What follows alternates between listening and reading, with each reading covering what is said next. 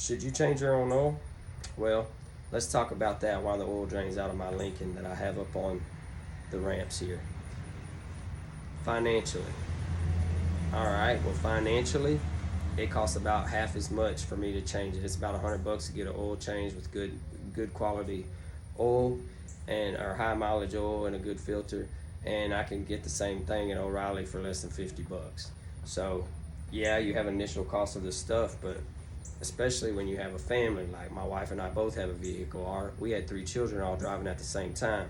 So I'm saving $250 when I put everybody's vehicle together and change them on the same day. In a couple hours, I save $250. Here's the thing. Also, there's the scheduling of doing it. When everybody's at the house at the same time, you can knock it out.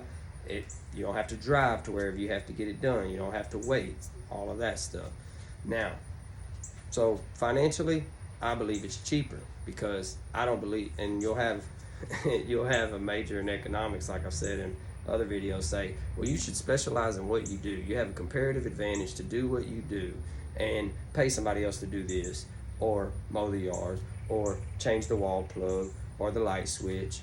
Okay, well, I believe that most people are not working 16 to 18 hours a day, 6 days a week. A country boy would explain it to you the way the economists did this same concept. They would say, well, you run the risk of becoming a jack of all trades and a master of none. Okay? Well, I don't believe that. I believe you're going to become a master of what you do because you're working 60 to 80 hours a week at doing it anyway. So over time, you're going to become a master of what you do. But here's what you run the risk of. You run the risk of being like that mule they put in front of the wagon. They put blinders on because they don't want it to get spooked.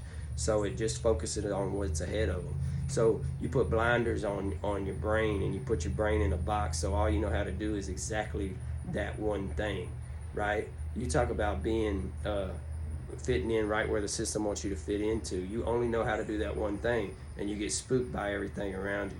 So learn how to do things outside of what you do and enjoy them, because guess what? You don't want to be, as another country boy would put it, a one-trick pony. Okay? And talk about being a hero for your wife. Trust me, she doesn't have to wait on a repairman, or she doesn't have to schedule to go get the oil change and things like that, and you can do that. And then here's another thing. Take the $250 you save, like in my case, buy her a new set of shoes. You talk about being a hero. Anyway, God bless you. I'll see you on the next one.